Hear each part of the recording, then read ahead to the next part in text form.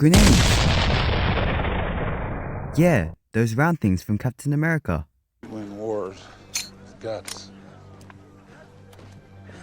Grenade!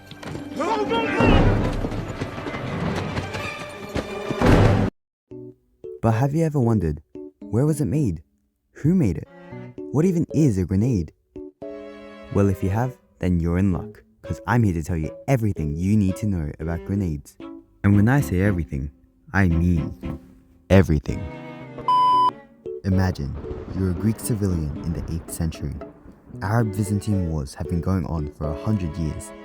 Then, one day, Callinus of Heliopolis whips out this monster. Yes, a literal flamethrower in the 8th century.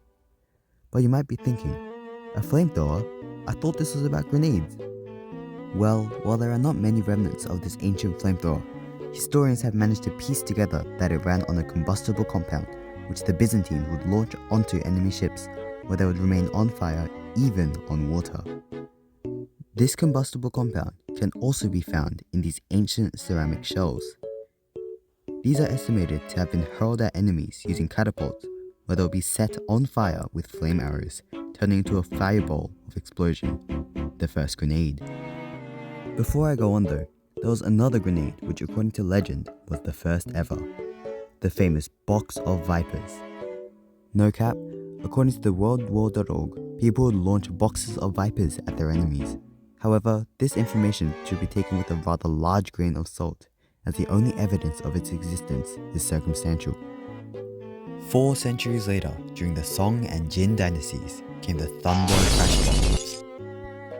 These Chinese hand grenades consisted of an iron shell containing gunpowder, which exploded upon impact, and were iconically used in the naval battle of 1231 by the Jins against the Mongols.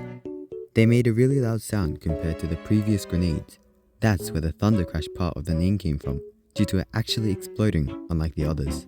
While it was revolutionary at the time, the Thunder Crash bomb was rather bulky and unoptimized as an explosive weapon, but has left its mark as the first gunpowder-based hand grenade.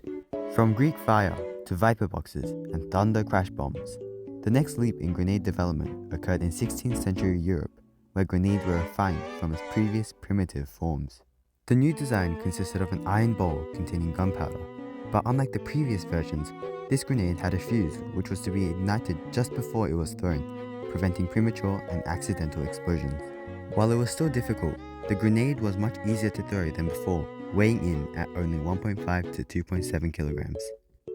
When this development was complete, a new grenade had been created, the Napoleonic hand grenade. This hand grenade was used during the Napoleonic period, where the Napoleonic Wars occurred, led by, you guessed it, Napoleon.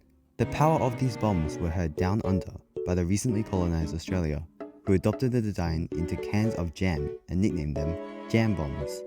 However, as the 19th century introduced improved and deadly firing, the popularity of grenades disappeared, leaving the Napoleonic hand grenade behind in the dust. But then, in 1912, the legacy of the grenade was brought back by this man, William Mills, a hand grenade designer who developed Mills Bomb, a brand new hand grenade which was like an iPhone 12 to a Nokia when compared to the previous designs. The grenade consisted of an elliptical shell with a grooved pineapple-like pattern. Like the Napoleonic hand grenades, Mills Bomb involved igniting a fuse.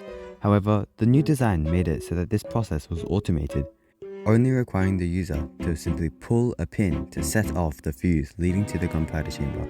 Upon explosion, the pineapple design of the grenade would cause the weak points in the shell to break first, launching around 40 fragments in all directions and making this grenade extremely lethal. However, in many cases, the shell would break off unevenly and reduce the effectiveness of the design, and it was even stated in Mills' notes that he did not intend for the design to aid in fragmentation. In retrospective, Mills' bomb's design was difficult to throw due to its aerodynamics and was still too heavy to reach optimal throwing distance. Yes, you heard me right, in retrospective, because no matter how overpowered Mills' bomb may have seemed, it was nothing compared to the ultimate hand grenade still used today. The M67 grenade. This godly hand grenade was developed by the US military in 1968 and is still in production and used today. It is nicknamed the baseball grenade due to its ball-like shape and because of how light it was, weighing in at almost half the weight of Mills' bomb. Unlike the others, this grenade featured a safety clip, which prevents the safety pin from being removed accidentally, which would open the safety lever, igniting a fuse, leading to the gunpowder chamber, causing an explosion 5 seconds later. Due to its more spherical shape, the M67 could be thrown much farther than its predecessors, enabling for it to be used in ranged combat between 30 and 35 meters. Because of the larger throwing distance, the M67 grenade was often used to clear paths in a short period of time. This was possible because of the quick damage that the grenade could cause upon a large area of impact.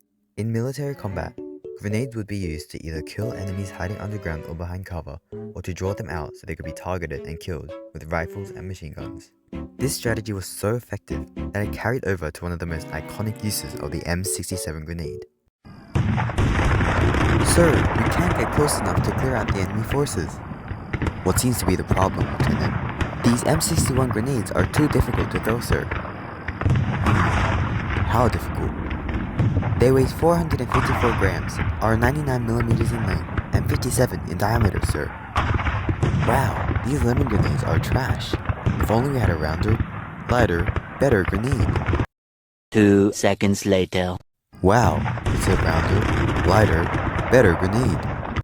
This is what happened on the battlefield of the Vietnam War, which took place between 1955 and 1975.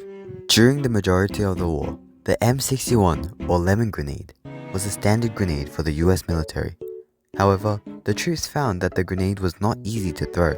The lemon grenade's elongated and heavy design was hindering its performance against enemy troops. Then, late into the Vietnam War, the M67 was introduced to and demonstrated against the enemy. A rounder, lighter, and much more efficient grenade. With the additional throwing range, the previously mentioned strategy of using grenades to kill or draw out the enemy could be executed from a safer distance away, making the process of clearing out enemies much quicker and efficient.